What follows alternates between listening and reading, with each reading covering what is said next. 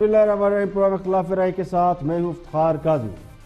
हुकूमत के एक्शन और जागीर तरीन के रिएक्शन से हुक्मरान जमात के लिए नई मुश्किलात पैदा हो रही हैं।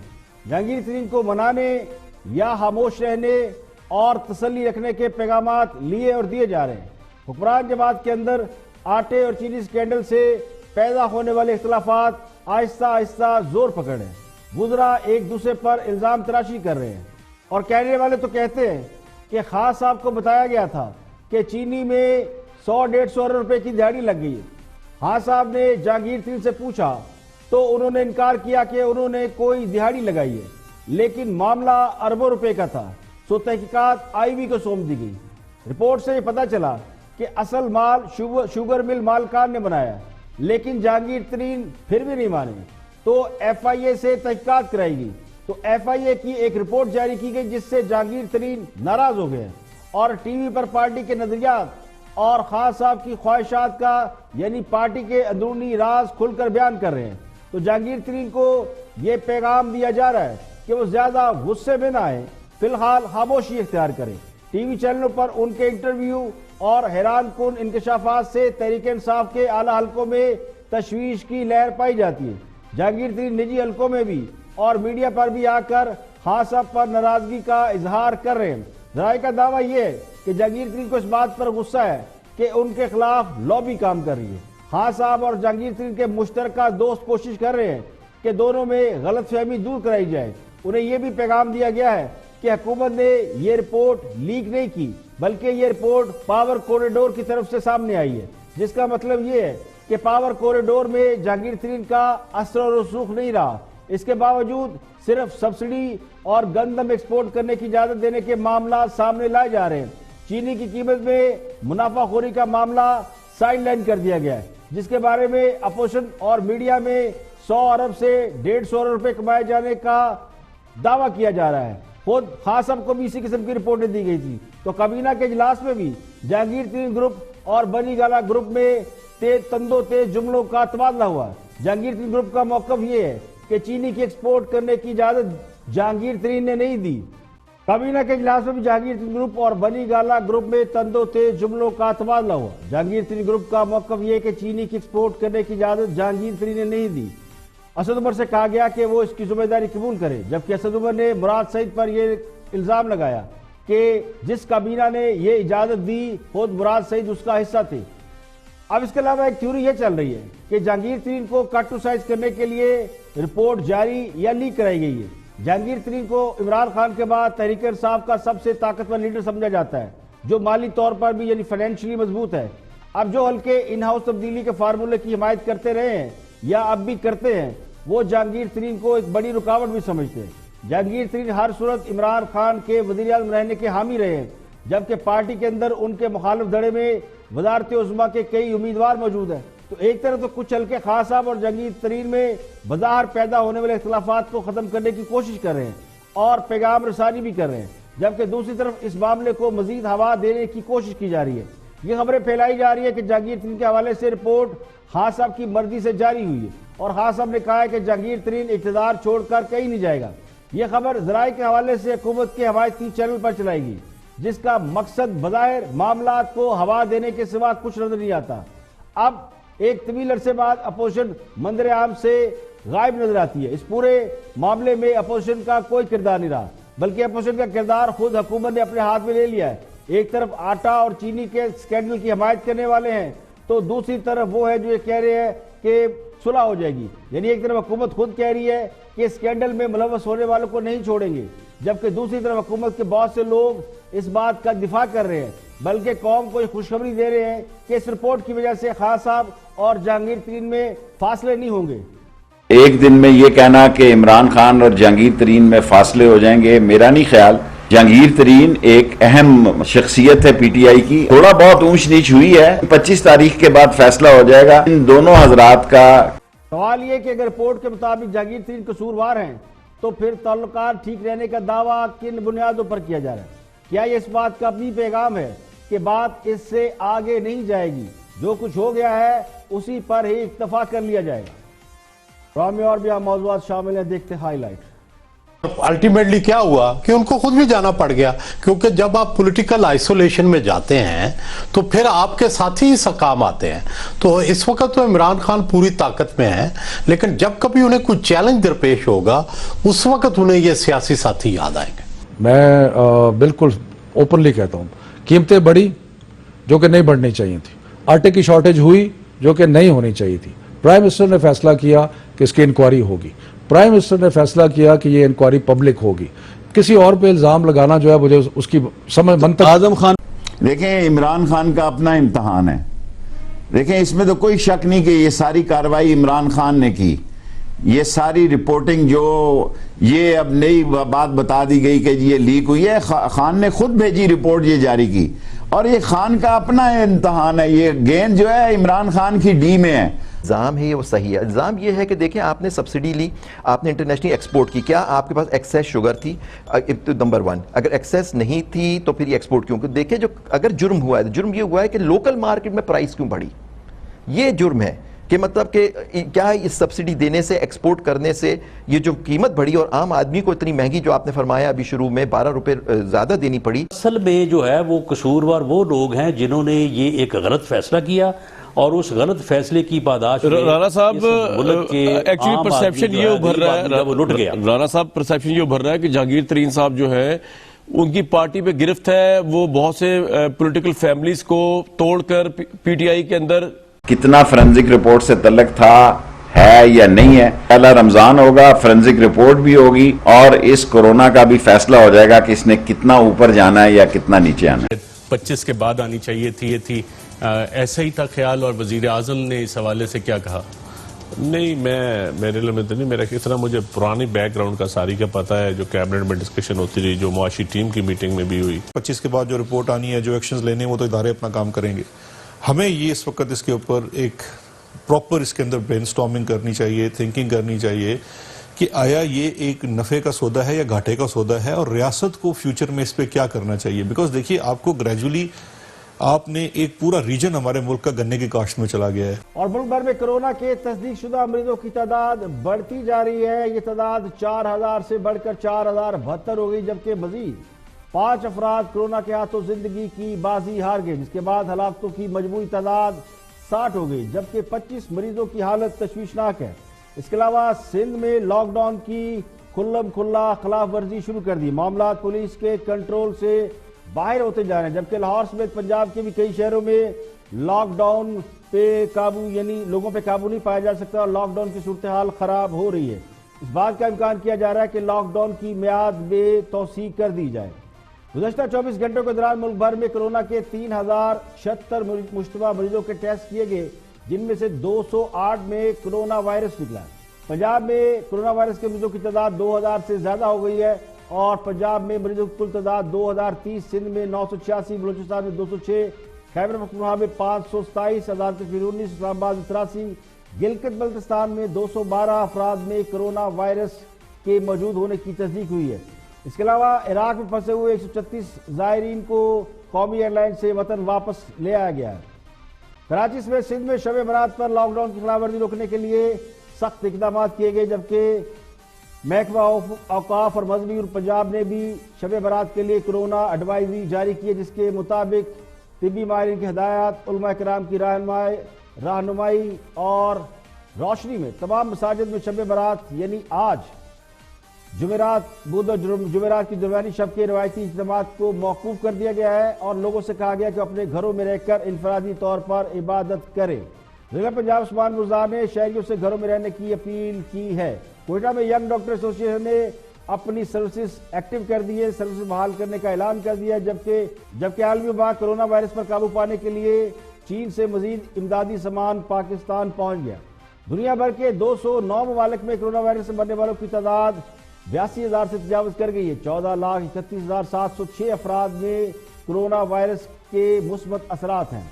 इटली में कोरोना से दुनिया भर में सबसे ज्यादा हलाकतें हो रही है, जहां 17,127 अफराद जान की बाजी हार चुके हैं और 1,35,586 अफराद मुतासर हैं। स्पेन में कोरोना से 14,045 अफराद जान की बाजी हार चुके हैं। फ्रांस में आलमी वबा से 328 अफराद हलाक हो चुके हैं। जर्मनी में कोरोना से 2016, ईरान में 3872 अफराद जाँ बहक हुए। लेकिन सबसे ज्यादा हलाकतें अमेरिका में हो रही हैं। अमेरिका में गुज़श्ता 24 घंटे के दौरान यानी सिर्फ एक रोज में तकरीबन 2000 लोग कोरोना वायरस के बायस जान की बाजी हार गए, जिसके बाद अमेरिका में मरने वालों की तादाद 12,722 हो गई। न्यूयॉर्क में गुज़श्ता 24 घंटों के दौरान 731 अफराद हलाक हुए, यानी सबसे ज्यादा हलाक होने वालों की तादाद का ताल्लुक न्यूयॉर्क से है, जो अब तक एक दिन में रिकॉर्ड की जाने वाली सबसे बड़ी तादाद है। अमेरिकी सदर डोनाल्ड ट्रंप आलमी इदारा सेहत पर चीन में कोरोना वायरस के इब्तदाई फैलाव से मुतल्लिक गलत फैसले करने का इल्जाम लगा रहे हैं। अमेरिकी सदर ने वर्ल्ड हेल्थ ऑर्गेनाइजेशन को हर साल दी जाने वाली $58 मिलियन की फंडिंग रोकने का भी ऐलान कर दिया है, जबकि अमेरिकी गुलकार जॉन प्रिंस कोरोना वायरस की वजह से हलाक हो गए। ईरान में अदालती तर्जमान ने कहा है कि कोरोना वायरस की वबा फूटने के बायस अब तक ईरान में जहरीली शराब पीने के बायस 600 से ज्यादा अफराद हलाक हो चुके हैं। लोगों का ख्याल यह था कि अल्कोहल से वो कोरोना वायरस से महफूज रह सकते हैं। चीन ने वैक्सीन के बगैर कोरोना वायरस की वबा को महदूद करके दुनिया भर में मिसाल कायम कर दी। आलमी वबा से चीन में 3,331 लोग हलाक हुए, 81,800 लोग बीमार हुए, 77,000 रिकवर हुए। इस वक्त 1190 चीनी जेर इलाज हैं, जबकि कोरोना की वजह से सुनसान होने वाला वुहान शहर एक बार फिर हंसते बसते शहर में तब्दील हो गया। तकरीबन 11 हफ्ते लॉकडाउन में रहने के बाद वुहान खोल दिया गया और वुहान में मिडनाइट लाइट शो का इख्तिमाम किया गया। परवाजें भी बहाल कर दी गई। मजदूर की आलमी तंजीम ILO ने खबरदार किया कि कोरोना वायरस के बायस दुनिया भर में कम से कम 1 अरब 25 करोड़ लोग बेरोजगार होंगे। ट्विटर के चीफ एग्जीक्यूटिव जैक डोर्सी ने कोरोना वायरस से मुतल्लिक इमदादी सरगर्मी के लिए $1 अरब देने का ऐलान किया है, जबकि इतलात यह है कि मिडिल ईस्ट में यानी दुबई, सऊदी अरब, दीगर ममालिक में भी कोरोना वायरस के बायस लोग बेरोजगार हो रहे हैं। और खाली दुबई में यानी सिर्फ दुबई में तकरीबन 10,000 पाकिस्तानी कोरोना वबा से के बायस नौकरियों से फारग हुए और उन्हें वतन वापसी के लिए दरख्वास्त भी दे दी है। पाकिस्तानी हाई कमीशन ने बताया कि हजारों पाकिस्तानी नौकरियों से फारग हुए और वो पाकिस्तान वापसी के लिए दरख्वास्तें दे रहे हैं।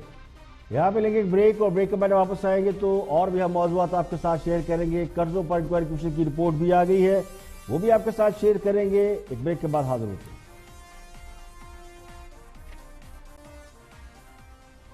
वेलकम बैक, आप देख रहे हैं पुराना खिलाफर और मैं इफ्तिखार काज़मी। ब्रेक के बाद हाजिर खिदमत है, आगे बढ़ते हैं।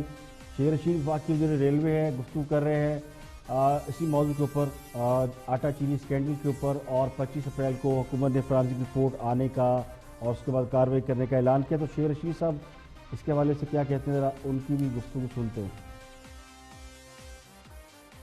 देखें, इमरान खान का अपना इम्तहान है। देखें, इसमें तो कोई शक नहीं कि ये सारी कार्रवाई इमरान खान ने की। ये सारी रिपोर्टिंग जो ये अब नई बात बता दी गई कि ये लीक हुई है, खान ने खुद भेजी रिपोर्ट, ये जारी की, और ये खान का अपना इम्तहान है। ये गेंद जो है इमरान खान की डी में है। अगर ये इस गेंद को भी लूज खेला गया तो हुकूमत के लिए मसले पैदा होंगे। और आगे ही कोरोना वायरस जो है एक बहुत बड़ा दुनिया में तूफान है, और 25 तारीख बड़ी अहम है, रोजा भी है।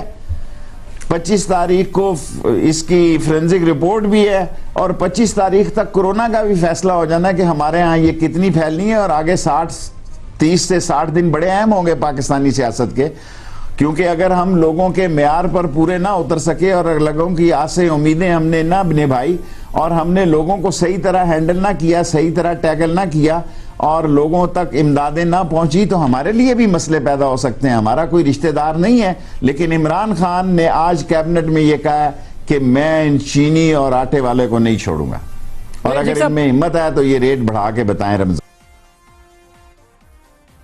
देखिए, खान साहब कौन सा पहली बार इम्तिहान दे रहे हैं, वो तो जब से हुकूमत में आए हैं इम्तिहान दे भी रहे हैं और आवाम का इम्तिहान ले भी रहे हैं, और आवाम भी सब्र का इम्तिहान दे रहे हैं। हाँ साहब ने मईशत ठीक करने का दावा किया था, उस इम्तिहान से भी गुजर गए और मईशत का हाल पहले से भी बदतर है। अब तो कोरोना वायरस की वजह से वैसे भी उन्हें बेनिफिट ऑफ डाउट है। इम्तिहान से तो हर बार कौम गुजरती है। हाँ साहब के लिए तो आसान सा काम है, वो यू टर्न ले लेंगे और कौम को बता देंगे कि यू टर्न लेने से ही बड़ा लीडर बनता है। तो अगर ट्रैक रिकॉर्ड देखें तो बहुत सी मिसालें बन जाएंगी। एक और इम्तिहान आजकल कौम का कोरोना वायरस के हवाले से लिया जा रहा है। यानी जब से पाकिस्तान में लॉकडाउन शुरू हुआ है, हाँ साहब ने कौम को राशन देने का और पैसे देने का वादा किया, फिर एक टाइगर फोर्स बनाने का वादा किया, तो अभी तक तो कौम उसी इम्तिहान से गुजर रही है। लोग आंखें बिछाए बैठे हैं कि कब ये वादा पूरा होगा। तो शेर रशीद साहब को तो काफिये मिलाने का शौक भी है। कभी कहते हैं खान साहब फील्डिंग बदल रहे हैं, आज ये फरमाते हैं कि गेंद उनकी डी में है।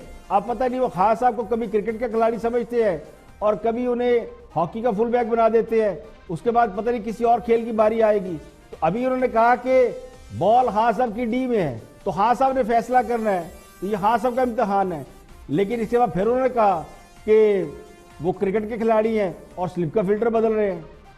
इमरान खान ने सिर्फ फील्डिंग बदली है, स्लिप का बंदा जो है वो लॉन्ग पे खड़ा किया है। और मेरा नहीं ख्याल कि किसी शख्स को निकाला गया है, लोगों को एडजस्ट किया गया है। पावर प्ले में गुफ्तगू कर रहे हैं वज़ीर के मामले खुसूसी बराए एहतसाब शहजाद अकबर, और उनका मौक़िफ़ क्या है। ये जो शुगर स्कैम आया है इसके हवाले से शहजाद अकबर क्या फरमाते हैं, वॉच की।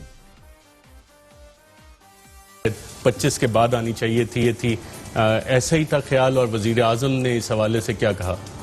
नहीं, मेरे लिए तो नहीं, मेरा किस तरह मुझे पुरानी बैकग्राउंड का सारी का पता है, जो कैबिनेट में डिस्कशन होती रही, जो मुआशी टीम की मीटिंग में भी हुई, और उस रिपोर्ट में ये तो 10-15 महीनों की बात है। वो गन्ने के लिए मैं तो खुद और वज़ीर आज़म साहब खुद आम काश्तकार के लिए जब हम बात करते थे तो वो सुनते थे और हम उनको कहते थे कि जो शुगर मिल एसोसिएशन है ये एक्सप्लॉइट करती है। और ये हुकूमत का बहुत बड़ा क्रेडिट है अरशद भाई, ये मैं समझता हूँ खान साहब का क्रेडिट बहुत बड़ा है। इस रिपोर्ट से मैं समझता हूँ फ्यूचर में पॉलिसी मेकिंग में, कार्टेल को तोड़ने में और माफियाज को भी तोड़ने में जो पब्लिक को आप बेहतर दे सकते हैं, शायद शुगर इंडस्ट्री के लिए भी बहुत बेहतर होगा। इसके ऊपर भी जो मोनोपोली है वो भी खत्म हो जाएगी, आम आदमी भी इस इंडस्ट्री में दाखिल हो सकेगा। जरूरी नहीं कि पॉलिटिकल एलीट ही इसमें आए और बड़े ताकतवर लोग आए, आम बिजनेसमैन भी जो जेन्युइन बिजनेसमैन थे आफ्टर पाकिस्तान बनने के बाद, लेकिन बेचारे रियासत से दूर हुए। देखिए असल सवाल ही कि चीनी 55 से 71 पर और उसके बाद 71 से 90 पर कैसे चलेगी। तकरीबन ये 35 रुपए फी किलो चीनी आवाम को महंगी फरोख्त की गई। असल घपला तो यही हुआ है कि चीनी पर 30 से 35 रुपए किलो मुनाफा किसने कमाया। चीनी उस वक्त महंगी होती है जब चीनी की किल्लत हो, जबकि चीनी वाफर मिकदार में मौजूद थी और इतनी वाफर थी कि उसकी एक्सपोर्ट की गई। और ये भी अभी मालूम नहीं कि किस मुल्क को एक्सपोर्ट की गई। ये कहा जा रहा है जी कि चीनी एक्सपोर्ट कर दी गई, तो किसी एक मुल्क का नाम भी तो बता दें। और सवाल ये भी कि एक्सपोर्ट की भी गई या नहीं की गई। हमारे यहाँ सबसे बड़ा आसान काम तो ये कि हम हमसायों को स्मगल कर देते हैं, और सबसे ज्यादा आटा और चीनी अफगानिस्तान को स्मगल किया जाता है या कैश पर बेचा जाता है। अफगानी खुद ही खरीदते हैं माल और अफगानिस्तान ले जाते हैं। तो असल में हुआ तो यही है कि चीनी फालतू में नहीं थी और उसे एक्सपोर्ट करके सब्सिडी भी ले ली गई। जब चीनी कम हुई तो फिर मार्केट में उसके दाम बढ़ गए होंगे। फ्रांस रिपोर्ट अब ये बताएगी कि वो पैसा मिल मालकान की जेब में गया या ज़हीरन दोजों ने माल बनाया। वैसे तो खास आपको रिपोर्ट है कि शुगर मिल वालों ने माल कमाया, लेकिन ये जो 30-35 रुपए मुनाफा है, अगर इसको कैलकुलेट करे तो ये बात कहीं 100-150 रुपए में जाके ठहरती है, जो किसी ना किसी की जेब में गया है। तो असल गुस्सा यही है कि नाक के नीचे से अरबों रुपए की दिहाड़ी लग गई और पता भी नहीं चला। अब इस मामले में एक कानूनी माहिर है, वो भी गुफ्तगू कर रहे हैं कामरान खान के साथ। देखते हैं कि उनका पॉइंट ऑफ व्यू क्या है इस रिपोर्ट के हवाले से, जो रिपोर्ट अभी पिछले दिनों जारी की गई या लीक हुई और अब एक रिपोर्ट आने वाली है। तो लीगल एक्सपर्ट्स पे क्या कहते हैं, वॉच दिस।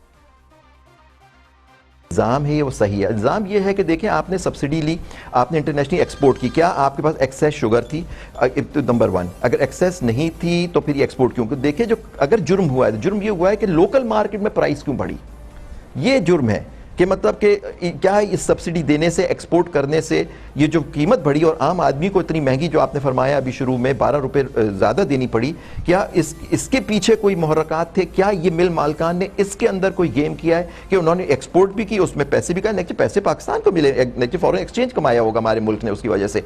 लेकिन अगर कीमत यहाँ बढ़ी है लोकल मार्केट में, तो उसकी वजह क्या थी? ये देखिए ना, ये बड़ा इंपॉर्टेंट बात है, क्योंकि यहाँ तो सिर्फ ये इसको लैशिंग की जा रही है कि इतनी सब्सिडी दी जहांगीर तरीन को 54 करोड़ मिले, उसको 30 करोड़ मिले, उसका जबकि वो मसला ही नहीं है। वो तो हुकूमत ने दी, हुकूमत ने एक्सपोर्ट की इजाजत दी, सब्सिडी पंजाब हुकूमत ने दी। अब दूसरी बात जो है वो इन्वेस्टिगेशन की है कि भाई शुगर की कीमत बढ़ी कैसे, क्या उसमें कोई जुर्म सरजद हुआ, क्या जान के इन मिलों ने अपनी ज़कूर अंदोजी की और कीमत बढ़ाई, वो साबित कर दे, वो फिर जुर्म है जी।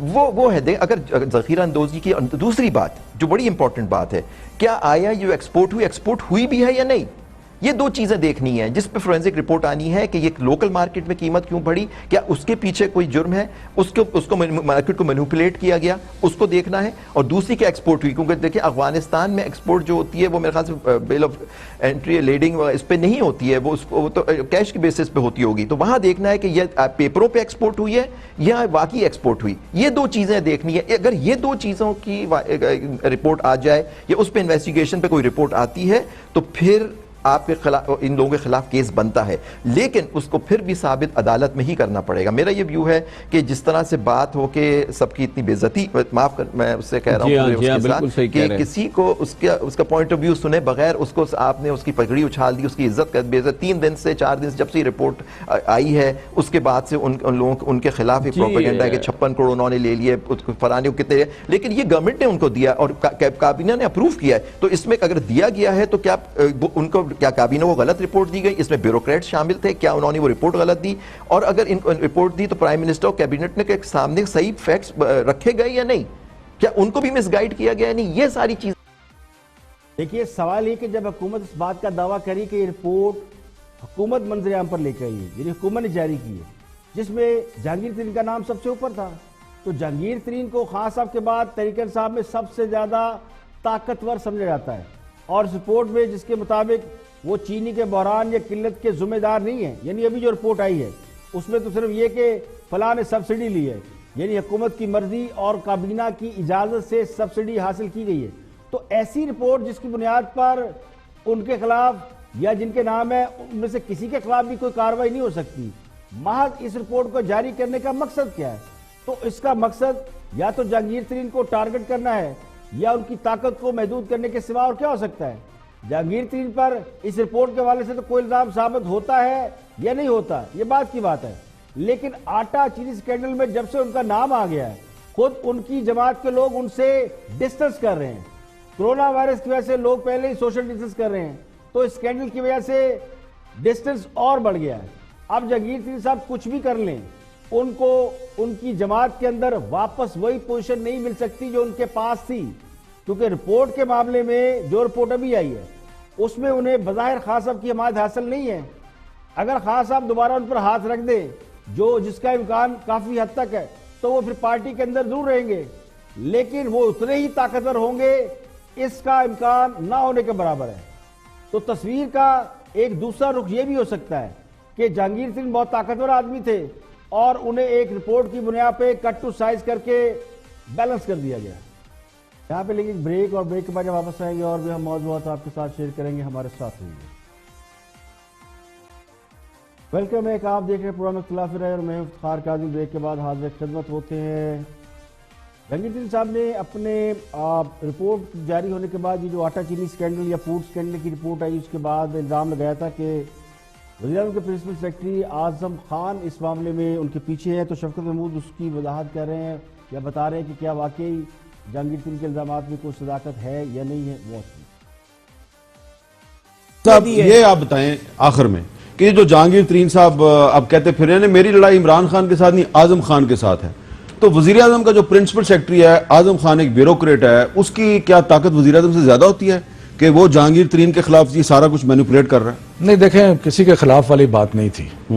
मैं बिल्कुल ओपनली कहता हूँ, कीमतें बढ़ी जो कि नहीं बढ़नी चाहिए थी, आटे की शॉर्टेज हुई जो कि नहीं होनी चाहिए थी। प्राइम मिनिस्टर ने फैसला किया कि इसकी इंक्वायरी होगी, प्राइम मिनिस्टर ने फैसला किया कि ये इंक्वायरी पब्लिक होगी।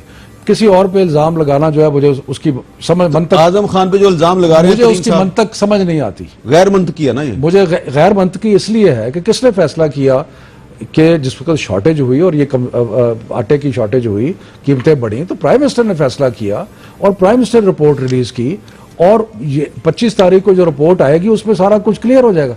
इसमें मेरा ख्याल है कि किसी ये कहना कि जी XYZ ने किया, ये तो बड़ा क्लियर है कि एक शॉर्टेज हुई, उस पर एक इंक्वायरी रिपोर्ट हुई, अब उसका रिजल्ट आ गया है। बहुत बहुत शुक्रिया शफकत मूसा साहब और मोहसिन शाहनवाज रांझा साहब। बहुत बहुत शुक्रिया। शफकत साहब ने आज दरिया को कूजे में बंद कर दिया है कि नहीं, आजम खान ने नहीं, जो भी किया है इमरान खान ने किया है, और इसलिए मैं भी कोई मजीद तबसरा नहीं इस पर करूंगा, क्योंकि पंजाबी की एक मिसाल है कि रोंदी यारा नू ले ले ना परावा दे, यानी जहांगीर तरीन साहब चूंकि अभी खान साहब से मुकम्मल तौर पर बिगाड़ना नहीं चाहते, वो बिजनेसमैन है, उन्हें मालूम है और अच्छी तरह मालूम है कि खान साहब इस वक्त अपोजिशन में नहीं है बल्कि हुकूमत में है और ताकतवर हैं, तो ताकत उनके पास है, तो बराह रास्त खान साहब का नाम लेकर उनसे लड़ाई नहीं छेड़ना चाहते। हुकूमत से टकराने का मतलब एक बिजनेसमैन के लिए तबाही के सिवा और कुछ नहीं होता। कल अगर नैब या कोई और इदारा जहांगीर तरीन को किसी भी इल्जाम में उठा के अंदर डाल देगा तो जहांगीर तरीन क्या कर लेंगे। इसलिए खान साहब की बजाय उनके प्रिंसिपल सेक्रेटरी यानी ब्यूरोक्रेट आजम खान पर इल्जाम लगाया जा रहा है कि सब कुछ किया जरा उन्हीं का है, लेकिन हकीकत ये है कि जहांगीर तरीन का असल शिकवा अपने दोस्त इमरान खान से है। अगर खान साहब चाहते तो उस मामले में जहांगीर तरीन को क्लीन चिट मिल जाती, जैसा कि पहली रिपोर्ट सामने आने पर खान साहब ने वाज़ेह तौर पर कहा था कि उसमें जहांगीर तरीन या दीगर हुकूमती शख्सियात के नाम जो उस वक्त मीडिया ले रहा था उनके बारे में कहा गया था कि वो रिपोर्ट में उनके नाम शामिल नहीं है, लेकिन जब रिपोर्ट लीक हुई या पब्लिक हो गई तो उसमें जहांगीर तरीन का नाम सब्सिडी लेने वालों में शामिल था। तो सब्सिडी लेना तो कोई जुर्म ही नहीं है, शायद इस ख्याल से उनका नाम रहने दिया गया कि इससे कोई फर्क नहीं पड़ेगा, लेकिन कख दी भी चोरी तो लख दी भी चोरी। जहांगीर तरीन अचानक ही अपनी जमात के लोगों में अजनबी बन गए हैं, तो फिर क्या वो इतना भी शिकवा ना करें कि रोंदी यारा नू ले ले ना परावा दे। आटा चीनी स्कैंडल पर अपोजिशन बड़ा मोहतात सा रद्दमल दे रही है, लेकिन जितना बड़ा रिएक्शन अपोजिशन को देना चाहिए था, क्योंकि ये स्कैम सीधा हुकूमत को हिट कर रहा है और हुकूमत के लोग इसमें इन्वॉल्व है, लेकिन अपोजिशन की तरफ से उतना बड़ा रिएक्शन नहीं आ रहा। तो राना सराला इस मामले के ऊपर बात कर रहे हैं ऑन द फ्रंट में, देखते हैं कि अपोजिशन इस हवाले से क्या थॉट रखती है। असल में जो है वो कसूरवार वो लोग हैं जिन्होंने ये एक गलत फैसला किया और उस गलत फैसले की पादाश में राणा साहब एक्चुअली परसेप्शन ये उभर रहा है, वो लुट गया। राणा साहब परसेप्शन ये उभर रहा है कि जहांगीर तरीन साहब जो है उनकी पार्टी पे गिरफ्त है, वो बहुत से पॉलिटिकल फैमिलीज को तोड़कर पीटीआई के अंदर लेके भी आए और प्राइम मिनिस्टर आज जो जहां बैठे हुए हैं वो भी इसी वजह से ही हैं।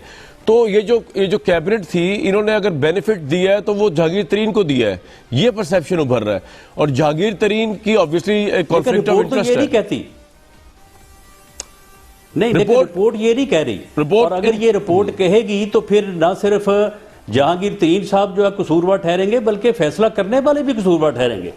यानी अगर एक आदमी जो है वो मैनेज करता है और वो फैसला गलत करवाता है तो वो सिर्फ वो ही कसूरवार नहीं होगा, फैसला करने वाले भी कसूरवार होंगे।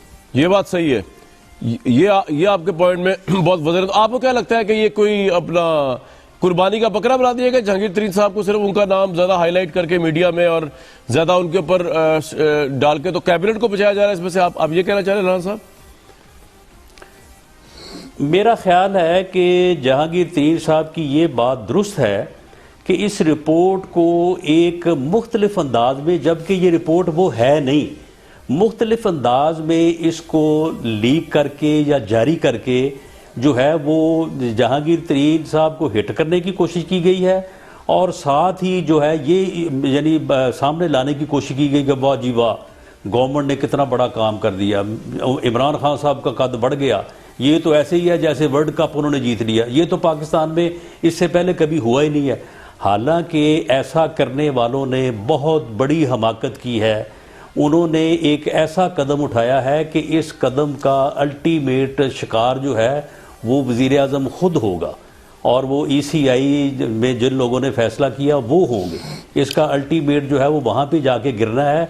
ये साबित करना कि राणा साहब इससे तो इमरान खान साहब की ऑनेस्टी साबित नहीं हो रही। लगता है कि चीनी स्कैंडल रिपोर्ट अपोजिशन को भी हजम नहीं हो रही और वो समझते ये कि इस मामले में जहांगीर तरीन को कुर्बानी का बकरा बनाया गया है।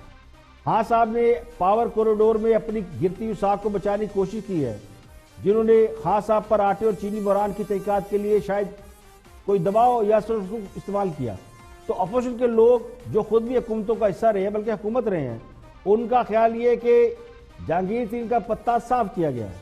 अब सवाल ये कि क्या अपोजिशन को जहांगीर तरीन से हमदर्दी पैदा हो गई है या उनके ख्याल में जहांगीर तरीन भी खान साहब के मुतासरीन में शामिल हो गए हैं। अपोजिशन तो पहले ही मुतासरीन खान साहब है और जहांगीर तरीन भी उन्हें अब अपनी सब में खड़े हुए महसूस हो रहे हैं। तो लगता ही हो कि अपोजिशन दरअसल जहांगीर तरीन के मामले पर हुकूमत के मौक़िफ़ पर शक का इजहार कर रही है। तो दूसरे लफ्जों में जहांगीर तरीन से ये कहा जा रहा है कि ए अंदलीब आ मिल के करे आहोजारियां। और आखिर में कर्जों पर इंक्वायरी कमीशन की रिपोर्ट भी तैयार हो गई है। जराये के मुताबिक अरबों रुपए की करप्शन का इंकशाफ हुआ है। इंक्वायरी कमीशन ने ये रिपोर्ट 9 माह में तैयार की है, जिसके मुताबिक 2 दर्जन इदारों से वाबस्ता 300 अफराद ने 2008 से 2018 के दरमियान लिए गए अरबों रुपए के गैर मुल्की कर्जों का गलत इस्तेमाल किया है, यानी इसमें साबका हुकूमतों के लोग मुलव्वस हैं। इस रिपोर्ट में यह भी कहा गया कि कई तरक्याती मनसूबों में किकबैक इख्तियारात के नाजायज इस्तेमाल बड़े पैमाने पर खुर्द बुर्द की गई है। इंक्वायरी कमीशन की रिपोर्ट इंक्वायरी कमीशन को इंक्वायरी एक्ट के तहत हुकूमत के हासिल करदा 420 गैर मुल्की कर्जों का भी मुकम्मल रिकॉर्ड मिल गया है और कमीशन ने इस बात की निशानदेही की है कर्जों की मद में पैसा किस तरह मशकूक अंदाज में सरकारी अफसरान, प्राइवेट कंट्रैक्टर, सियासतदारों, पीपल्स पार्टी और मुस्लिम लीग नून के अदवार हुकूमत में वुज़रा के निजी अकाउंट में मुंतकिल किया। तो इंक्वायरी कमीशन ने 23 इदारों से वाबस्ता 200 अहम शख्सियात की निशानदेही की है, जिन्होंने 220 निजी अकाउंट के जरिए 150 मनसूबों में से 450 अरब रुपए की खतीर मुंतकिलियाँ की। कमीशन ने सरकारी कर्जों वाजबात में इजाफों का भी जायजा लिया है, जो 2008 में 6,690 अरब से बढ़कर सितंबर 2018 में 30,846 अरब रुपये हो गए। कमीशन ने 2008 से 2018 तक के 1020 मनसूबों की तफसीलात हासिल की हैं, जिसके मुताबिक मंगला डैम की सतह बुलंद करने के अलावा रहीमयार खां चिश्तिया वहाड़ी गुजरात, केवीटी लाइन, दया मीर भाषा डैम, गोमलधाम डैम, पट फीदर कनाल की तोसी, शादीकोट डैम की तमीर और जिला गवादर के साथ जो डेवलपमेंट के मनसूबे थे उनकी इंक्वायरी की गई है। इनके मुताबिक पेट्रोलियम और कुदरती वसाइल के 25 लवारी टनल समेत मवासलात के 85 मनसूबों की तफसीलात की भी इंक्वायरी की गई है। पोर्ट्स एंड शिपिंग और रेलवे के 56, HEC के 285, सेहत से मुतल्लक 78, IT के 203 और दीगर महकमों और वजारतों के मनसूबे भी शामिल हैं। BRT पेशावर प्रोजेक्ट की लागत 30 अरब रुपये से बढ़कर 75 अरब रुपये और नीलम जेलम हाइड्रो पावर प्रोजेक्ट की लागत 84 अरब से बढ़कर कई सौ अरब हो गई। इस सब की भी तफसीलात इस इंक्वायरी कमीशन की रिपोर्ट में दर्ज है। फिलहाल इस इंक्वायरी रिपोर्ट में शामिल लोगों के नाम सामने नहीं आए। ये एक ज़राए के हवाले से खबर है जो हमने आपके साथ शेयर की, जिसका मतलब ये है कि अगले चंद दिनों में जो साबका हुकूमत उनके हवाले से शायद कोई नया पंडोरा बॉक्स खुले और हुकूमत ने अपनी इंक्वायरी कंप्लीट कर रही है। जब रिपोर्ट सामने आएगी और लोगों के नाम सामने आएंगे, कुछ डिटेल सामने आएगी, तो उस पर मजीद डिस्कस किया जाएगा। आज के लिए इतना ही। कल फिर हाजिर होंगे मजीद खबरों, तफसीलों, तज़कियों के साथ, प्रोग्राम इख्तिलाफ राय के साथ। इफ्तिखार काज़मी को इजाज़त दें। अपना बहुत बहुत ख्याल रखिएगा।